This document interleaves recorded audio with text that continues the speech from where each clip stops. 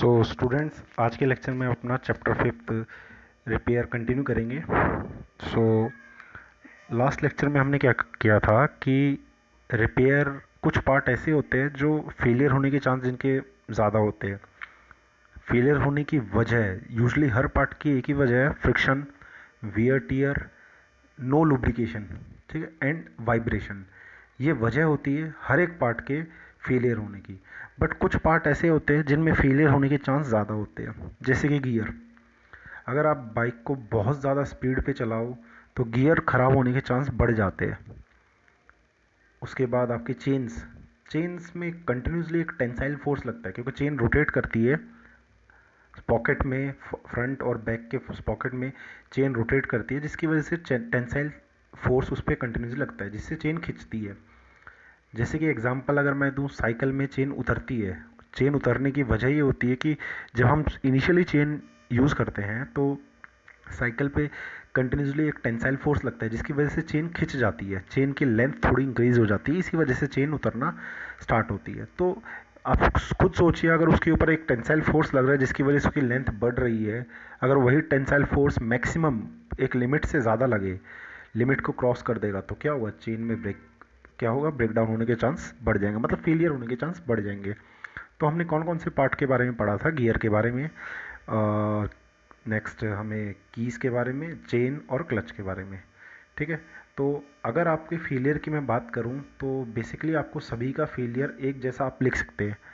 जैसे कि फेलियर का कॉज क्या होता है कि प्रॉपरली अलाइनमेंट नहीं है, प्रॉपरली लुब्रिकेशन नहीं है, वाइब्रेशन हो रहा है, या मैशिंग प्रॉपर नहीं है, या फिर वो जो रेशो है, गियर का रेशो वो प्रॉपर नहीं है, ठीक है। और रेमेडीज इनका बचने का तरीका क्या है, प्रॉपर लुब्रिकेशन करो, सरफेस क्लीन होना चाहिए, ओवरलोडिंग ना हो, माउंटिंग प्रॉपरली हो, ठीक है। तो ये चीज़ हमने लास्ट पार्ट में की थी। तो आपको किसी भी पार्ट का क्वेश्चन हो, आप उसका आंसर सेम, यूजली सबका सेम लिख सकते हैं।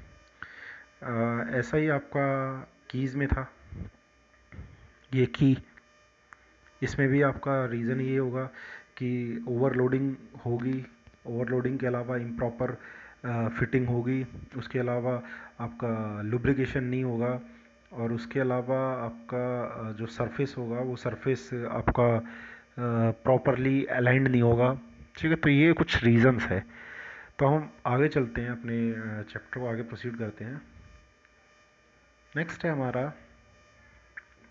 कि कुछ पार्ट्स ऐसे हैं जो रिपेयर और मेंटेनेंस की फ्रिक्वेंट ज़रूरत होती है, मतलब उनको रिपेयर और मेंटेनेंस लगातार करवाना पड़ेगा ताकि हम उनको यूज़ कर सकें लगातार। जैसे कि एक बेल्ट है, और कपलिंग, नट और बोल्ट, इन सभी चीज़ को कंटिन्यूसली रिपेयर करना पड़ता है। जैसे आप किसी नट या बोल्ट को, नट को आप रिपेयर ना करो तो आपको देखने को मिलता है कि वो नट पे जंग लग जाता है, जंग लगने के बाद होता क्या है कि नट वहाँ टाइट हो जाता है और परमानेंट हो जाता है, आप उसको खोल नहीं पाते, और खोलने की कोशिश करोगे तो नट वहाँ से टूट जाएगा। तो बेसिकली इनको कंटिन्यूसली क्या चाहिए, रिपेयरिंग। जैसे कि आप क्या करते हो, घर में अगर कोई ऐसा पार्ट है जिस पे जंग लगता है तो आप पेंट करते हो, ये रिपेयरमेंट वो चाहता है कि आप रिपेयर करो उसको। पेंट करने के अलावा जैसे बोल्ट है, आप ग्रीसिंग करते हो, आप ऑयलिंग करते हो, तो ये सारी चीज़ें हम क्यों करते हैं, ताकि उनमें कंटिन्यूसली एक आउटपुट हमें मैक्सिमम मिले या ज़्यादा टाइम तक चले। अगर आप किसी चीज़ के ऊपर ऐसे रिपेयर ना करो, ऑयलिंग ना करो, पेंट ना करो, तो आपको पता है कि उनके साथ होगा क्या, उनमें ब्रेकडाउन हो जाएगा और चीज़ें जल्दी ख़राब हो जाएगी। तो सबसे पहले बात करते हैं बेल्ट की। आई होप आप सबको बेल्ट के बारे में पता होगा। बेल्ट यूजली क्यों यूज़ करते हैं, पावर ट्रांसमिशन के लिए, कि एक शाफ्ट से दूसरे शाफ्ट में हम पावर ट्रांसमिट करते हैं। इसका एग्जांपल देखिए, आप लोगों ने शायद चेन देखी होगी, जैसे साइकिल में चेन होती है ना, सेम वैसे ही है। जैसे साइकिल में चेन होती है सेम वैसे ही है। ये शाफ्ट आपका रोटेट कर रहा है कंटिन्यूसली किसी एंगुलर वेलोसिटी से। अब हम क्या करते हैं, इसके ऊपर एक बेल्ट लगा देते हैं। अगर ये पार्ट मूव करता है तो बेल्ट की वजह से ये भी पार्ट मूव करेगा, ठीक है, दोनों पार्ट आपके मूव करेंगे। तो ये बेसिकली आपका बेल्ट है। हमारा यूजली क्या था कि इनिशियली बेल्ट डिस्कवर हुई थी और बेल्ट में एक प्रॉब्लम आती है जो होती है स्लिपिंग की, अगर ज़्यादा स्पीड होगी ना तो बेल्ट उतर जाएगी। उसके बाद ही हमने ये जो चेन वाला पार्ट है चेन यूज़ करी है। अदरवाइज़ आप स्लो स्पीड में साइकिल पे आप ये बेल्ट लगाओ तो हो सकता है आपकी साइकिल चल जाए, ठीक है, वरना चांसेस इसमें स्लिप के होने के चांस ज़्यादा हो जाते हैं। अगर मैं इसका एग्जांपल दूँ तो मैंने तो इसमें वॉशिंग मशीन में देखा हुआ है। वॉशिंग मशीन में एक मोटर होती है, वो मोटर बेल्ट के थ्रू सेकंड वाले पार्ट से कनेक्ट है जो आपको रोटेट करता है। जहाँ आप कपड़े धोते हो ना, जो रोटेशन होती है उसके साथ कनेक्ट होता है, ठीक है। ये मोटर है और ये वो वाला हिस्सा है जहाँ हम यूजुअली कपड़े रख डालते हैं धोने के लिए। ये पार्ट रोटेट करता है क्लॉकवाइज एंटी क्लॉकवाइज, वो मोटर की वजह से है, ठीक है। तो आई होप आपको बेल्ट क्लियर हो गया होगा कि बेल्ट इज़ अ, लिखिए बेल्ट इज़ अ, ये लिखना, belt are use to transmit power from one shaft to another to run over the pulley, ठीक है। पुली के ऊपर जैसे मैंने ये चीज़ बनाया, गियर तो हो नहीं सकता, ये रोटेशनल है कुछ, तो ये पार्ट रोटेटिंग एलिमेंट है, तो ये क्या हो सकता है, पुली हो सकता है, ठीक है। आपका एक एग्जांपल और दूं तो जैसे आप कुएं से पानी निकालते हो पुली की मदद से, ठीक है। अगर आपने यहाँ से खींचा इसको तो ये आपकी बाल्टी है, अगर आप इसको खींचते हो तो पुली के थ्रू खींचते हो। यूजली हम, ये हमारी रोप है, अगर ये रोप ना हो के अगर इसकी थोड़ी थिकनेस आप बढ़ा दो तो ये बेल्ट हो जाएगी। तो बेल्ट का काम ऐसा ही होता है जैसा आपका रोप का है। ओके, तो कॉजेज़ देखिए। आई थिंक कॉजेज़ आप सब अपने अंदाजे से बता ही सकते हो कि बेल्ट के ख़राब होने के रीज़न क्या होगा। सीधी सी बात है, बेल्ट रोटेट करेगी तो वियर टीयर होगा, ठीक है, वियर टीयर होगा। और स्पीड अगर बहुत ज़्यादा हुई, देखिए हम बेल्ट को, मैंने अभी बताया कि ज़्यादा स्पीड पे बेल्ट उतर जाती है, मतलब उसमें स्लिप होने के चांस बढ़ जाते हैं, स्लिप होके उतर जाएगी हमारी। और इतनी ज़्यादा स्पीड है और ऑब्वियस है बेल्ट अगर आप उतनी स्पीड पे यूज़ करोगे तो उसमें क्या होगा, टूटने के चांस बढ़ जाते हैं, ठीक है। नेक्स्ट है आपका joint of belt are not proper.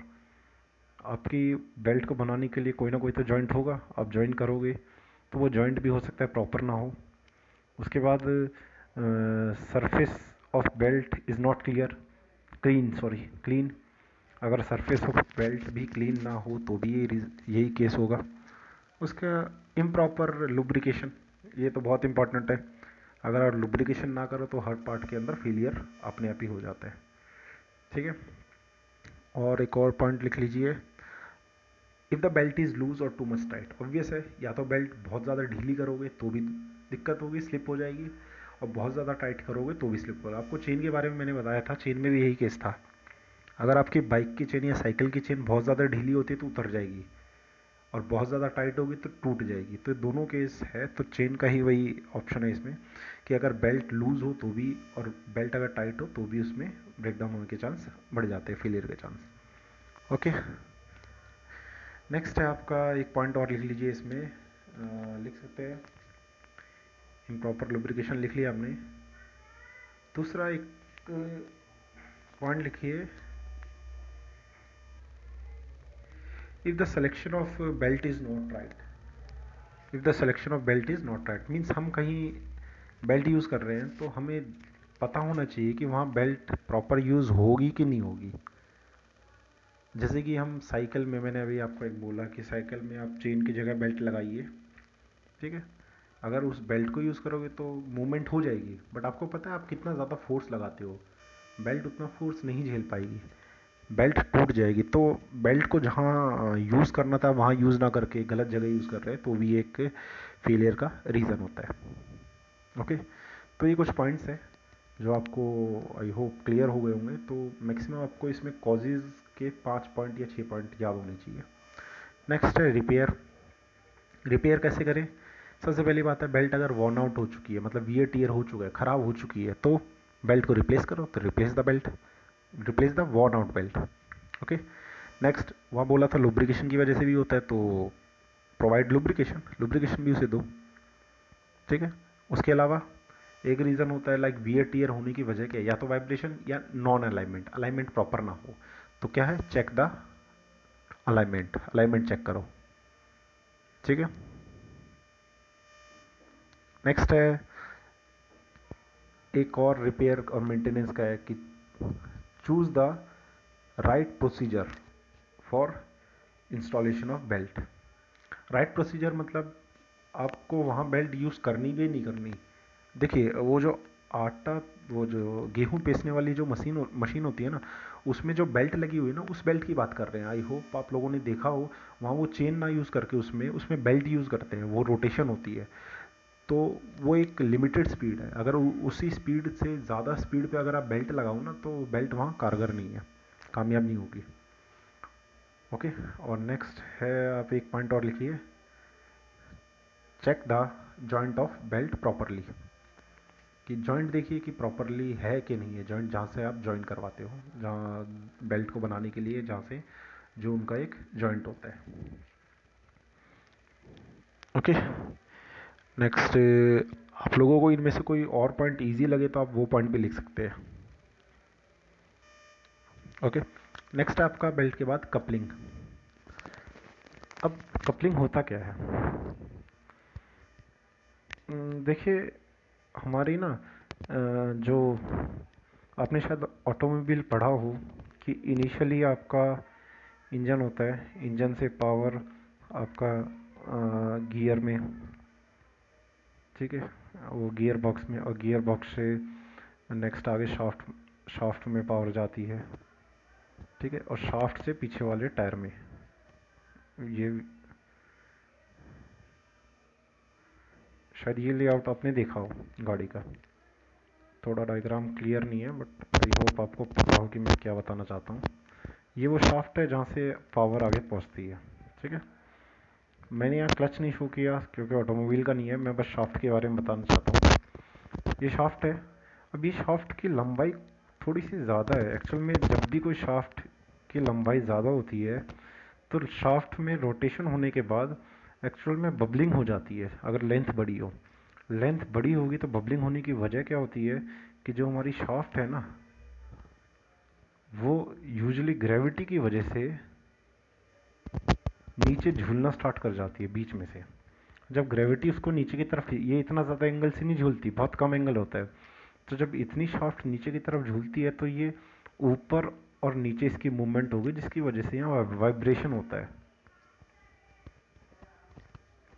और इस वाइब्रेशन की वजह से, ऑब्वियस है वाइब्रेशन तो एक तरीके का लॉस है, हमारा नुकसान करवाएगा वाइब्रेशन, और कुछ नहीं, ठीक।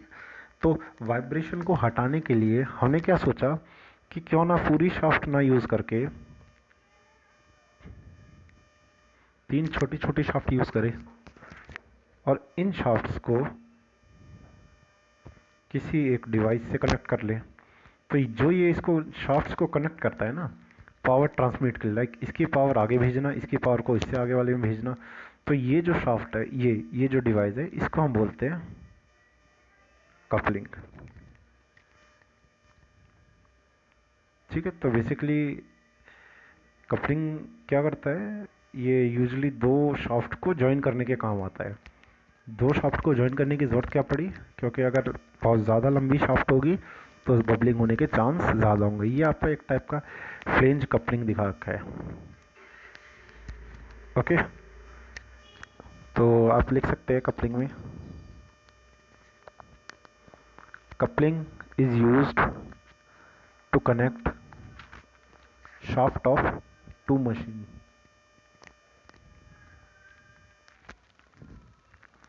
so that power can be supplied,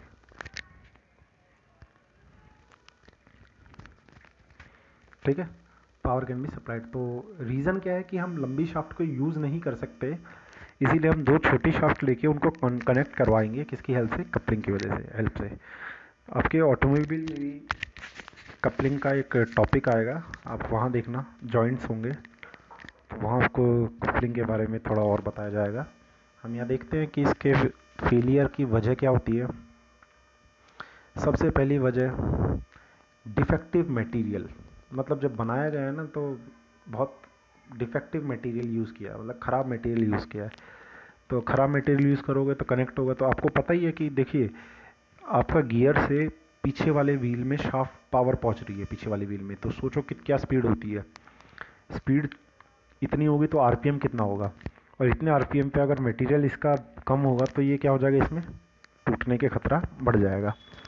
उसके अलावा due to improper alignment, alignment ना हो, क्योंकि अलाइनमेंट जब नहीं होती ना तो हमेशा फोर्सेस क्रिएट होते हैं। देख लीजिए, एक एग्जांपल मैं देता हूँ। ये शाफ्ट यहाँ है, ये शाफ्ट यहाँ। अगर इनकी एक्सिस एक ही होगी तो ये रोटेशन प्रॉपर होगा, बट एक शाफ्ट यहाँ है और दूसरा शाफ्ट यहाँ है, ठीक है, और आप इन्हें कनेक्ट करो तो ये इसका रोटेशन का एरिया ये होगा, इसका रोटेशन का एरिया ये होगा, तो यहाँ क्या होगा, चांसेस होंगे फेलियर के, अगर ये प्रॉपरली अलाइन नहीं है। एक चीज़ और, अब ये चीज़ दिमाग में मत डालना कि आपकी दो शाफ्ट इस तरीके से काम नहीं करती, जो मैंने सेकंड वाला दिखाया जिसको हमने फेलियर दिया, ये वाले शाफ्ट इस तरीके से भी हम रोटेशन करवाते हैं। बट मैं जस्ट आपको एक अलाइनमेंट का एग्जांपल दे रहा हूँ, अगर इनकी अलाइनमेंट ना हो तो भी आपका फेलियर होने के चांस बढ़ जाते हैं। Next, if rotation speed is high, obvious है इसकी लिमिट से ज़्यादा अगर रोटेशन स्पीड होगी तो फेलियर होने के चांस बढ़ जाएगा। सीधी सी बात है, आप अगर कार को धूम जैसा चलाओगे तो ब्रेक तो होगा ही। नेक्स्ट है, distance between shaft and is very long. देखिए, हमने कपलिंग क्यों लगाया है, ताकि शाफ्ट बड़ी ना ले। फिर भी अगर हमने बीच में गलती से एक शाफ्ट को बड़ा कर दिया तो शाफ्ट के ऊपर प्रेशर लगेगा, शाफ्ट सॉरी प्रेशर नहीं, वाइब्रेशन क्रिएट होगा, उस पर फोर्स लगेगा, एक्सटर्नल फोर्स, वाइब्रेशन क्रिएट होगा, एक्सटर्नल फोर्स लगेगा, और उसकी वजह से शाफ्ट का टूटने के चांस बढ़ जाएंगे। ठीक है, और शाफ्ट के साथ साथ वो कपलिंग में भी वाइब्रेशन जाएगा और कपलिंग भी टूट जाएगा। ओके, तो ये कॉजेज थे। रिपेयर की बात करें तो रिपेयर का तरीका है कि चेक द मटेरियल, मटेरियल को जाके चेक करो कि जो मटेरियल है वो अच्छा है कि नहीं है। हार्डनेस चेक करने के तरीके हमारे पास, टफनेस चेक करने के तरीके, तो वो सारी चीज़ें आप चेक करके आओ। नेक्स्ट ऑब्वियस है प्रॉपर लुब्रिकेशन, लुब्रिकेशन देना बहुत ज़रूरी होता है। लुब्रिकेशन से फ्रिक्शन कम होता है, फ्रिक्शन कम होगा तो वाइब्रेशन कम होगी, वाइब्रेशन कम होगा तो लॉसेस कम होंगे। उसके बाद choose proper selection of coupling. देख, कपलिंग बहुत अलग अलग टाइप के होता है, ठीक है, तो एक जगह आप जो शाफ्ट यूज़ कर रहे हो वहाँ ऐसी कपलिंग यूज़ करो जो वहाँ यूज़ कर सकते हैं हम। नेक्स्ट है, speed of rotating shaft should not be too high. Speed इसकी बहुत ज़्यादा नहीं होनी चाहिए, ठीक है। और नेक्स्ट है, check proper alignment before using coupling, alignment आप चेक करिए। उसके बाद key should be chocked for proper fit, मतलब जो हम फिटिंग कर रहे हैं वो प्रॉपर हो, अदरवाइज़ थोड़ा भी लूज़ होगा तो लूज़ होने से हमेशा फेलियर होता है। आप लोगों को पता ही होगा, साइकिल की चेन जब लूज़ होता है तो जब आप उसे तेज़ चलाते तो साइकिल की चेन उतर जाती है, ठीक है, तो वो एक तरीके का फेलियर ही था।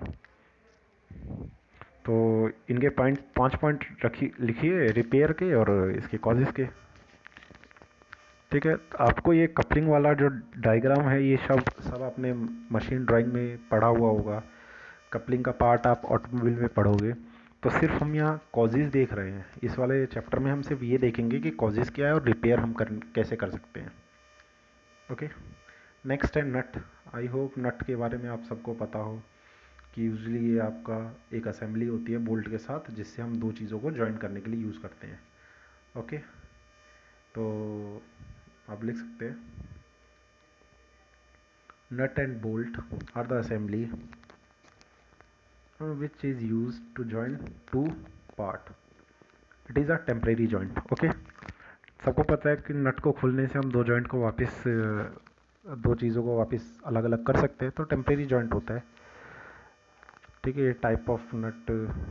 नेक्स्ट है कॉजेज़, इसके ख़राब होने के कॉजेज़ क्या होंगे। एक और चीज़, थ्रेड फास्टनर के ख़राब होने के कॉजेज़, सबसे पहला तो है नट प्रॉपर साइज़ का ना हो, नट और बोल्ट। ऐसा नहीं कि कोई भी नट डाल के जस्ट लगा दिया, तो वो इम्प्रॉपर साइज़ का होगा तो भी उसमें फेलियर होगा। ये एक बहुत बड़ा रीज़न जो आप सब देखते हो, आपके घर में कहीं भी आपके नट हो तो उसको देखोगे, अगर यूज़ उस पर प्रॉपर मेंटेनेंस ना हो तो उस पर रस्ट लग जाता है, तो due to rust. Second, next है ड्यू टू ओवर टाइट, अगर हद से ज़्यादा टाइट कर देंगे तो नेक्स्ट है इम्प्रॉपर लुब्रिकेशन। इम्प्रॉपर लुब्रिकेशन हुआ तो भी, क्योंकि जैसे कि आप क्या करवाते हो बाइक में या मशीन्स में, ऑयलिंग करते हैं हम, तो ऑयलिंग इसलिए कर रहे हैं ताकि उसको लुब्रिकेशन मिले, या ग्रीसिंग हम इसलिए करते हैं ताकि उसको लुब्रिकेशन मिले। लुब्रिकेशन से फ्रिक्शन कम होता है हमेशा।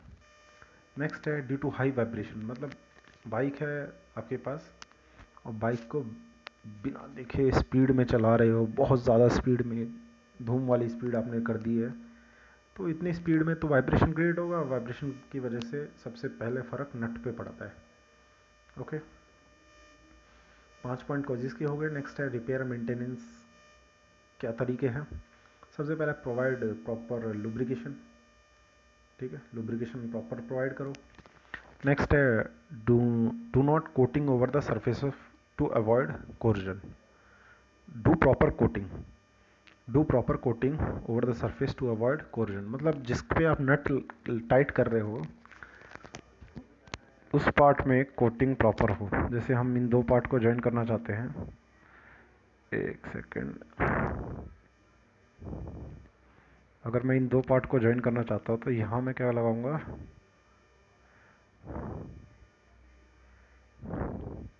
नट, ठीक है। तो नट यहाँ लगा हुआ है तो यहाँ प्रॉपर कोटिंग हो, ये ज़रूर कर रखना। यहाँ प्रॉपर कोटिंग होगी तो जंग लगने के चांस अपने आप कम हो जाते हैं, वरना कोटिंग नहीं होगी तो रस्टिंग होने के चांस बढ़ जाते हैं। नेक्स्ट है यूज़ स्पैनर और रेंच टू ओपनिंग ऑफ नट, ठीक है। स्पैनर यूज़ करिए। कभी कभी हम क्या करते हैं, नट को किसी भी तरीके से खोलने की कोशिश करते हैं, लाइक हथौड़ा मार के, ठीक है, प्लायर से, तो वो उनका काम नहीं है, तो उनसे नट को ना खोले। नेक्स्ट है use nut and bolt with proper tightening, proper tightening करें। वहाँ जो भी कॉजेज़ थे ना, उस कॉजेज़ का उल्टा लिखा है बस हमने। रस्ट है तो लुब्रिकेशन करो, प्रॉपर कोटिंग हो। उसके बाद इम्प्रॉपर साइज़ था तो प्रॉपर साइज़ का लेके आओ। ओवर टाइट किया हुआ है तो पूरा टाइट मत करो, मतलब जितना रिक्वायरमेंट है उतना टाइट करो। तो जस्ट हमने उसका अपोजिट ही लिखा है। ओके, तो हमने यहाँ नट के बारे में देख लिया, कपलिंग, और फर्स्ट है बेल्ट के बारे में, ठीक है। तो आई होप आपको ये चीज़ें क्लियर हो रही होगी कि हम मशीन के रिपेयर के बारे में पढ़ रहे हैं, और मशीन का जो रिपेयर करते हैं वो उसमें रिपेयर होने के लिए सबसे पहले उसमें केसेस होते हैं फेलियर के। हमने पहले पढ़ा था कि कुछ पार्ट होता है जो यूजली फेलियर के रिगार्डिंग होता है, ज़्यादातर उसमें फेलियर होने के चांस ज़्यादा होते हैं। फिर हमने देखा कि कुछ पार्ट ऐसे हैं जिनको कंटिन्यूस रिपेयर की ज़रूरत पड़ती है, जैसे कि बेल्ट, बोल्ट, कपलर, ठीक है। इनको प्रॉपर रिक्वायरमेंट, प्रॉपर मेंटेनेंस की ज़रूरत पड़ती है टाइम टू टाइम, ठीक है। सो आई होप आपको ये लेक्चर क्लियर हुआ हो, और इसके नोट्स बनाइए और अपना ये चैप्टर कंप्लीट करिए। और एक और चीज़, चैप्टर आई थिंक ये आपका, जितने भी आपके चैप्टर उनमें सबसे इजी चैप्टर है, क्योंकि आप सबको पता है कि वजह क्या होती है किसी चीज़ के फेलियर की, और आप उसको कैसे बचा सकते हो। और जहाँ तक मैंने आपको बताया या पॉइंट्स हमने देखे हैं, ज़्यादातर पॉइंट सेम थे। कौन सा? लुब्रिकेशन का, और इम्प्रॉपर अलाइनमेंट, ठीक है, और वाइब्रेशन, और मशीन का जो स्पीड है वो बहुत ज़्यादा हाई होना, तो ये सभी में कॉमन था। तो आई थिंक इसकी वजह से ये चैप्टर आपके लिए इजी होगा। तो इस चैप्टर को कंप्लीट करिए और नोट्स बनाइए। नेक्स्ट क्लास में हम ये चैप्टर आई होप हम कंप्लीट कर लेंगे। सो नेक्स्ट क्लास में ये चैप्टर हम कंप्लीट करते हैं। Okay, so good luck.